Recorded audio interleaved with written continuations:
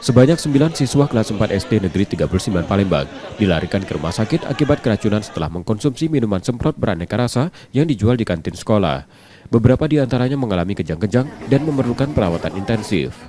Kepala Sekolah SD Negeri 39 Palembang menjelaskan bahwa insiden ini terjadi saat pembelajaran tengah berlangsung dengan siswa mual dan muntah secara bersamaan.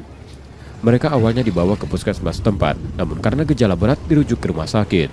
Setelah mengetahui bahwa minuman berlabel perisa semprot yang dikonsumsi siswa adalah penyebabnya, sekolah bersama BPOM Palembang telah mengamankan jajanan tersebut untuk diperiksa kandungannya. Saat ini 4 siswa masih dirawat di rumah sakit, sementara 5 siswa lainnya sudah diperbolehkan pulang karena kondisinya membaik.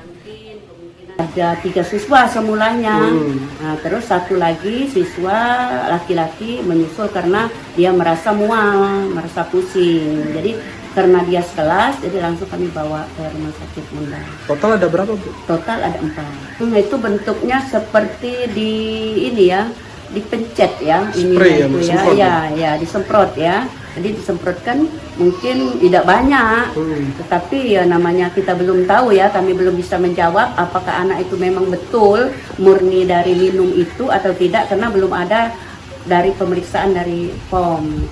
Saat ini itunya Bu, permen spray itu sudah diamankan atau? Ya, sudah diamankan semua, tidak ada lagi di penjual, sudah diambil oleh POM, diambil dari Dinas Kesehatan, tidak ada lagi dengan kami.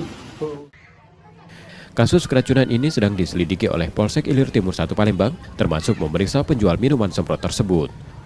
Reski Oktora, Muklas Diferensial, Kompas TV, Palembang, Sumatera Selatan.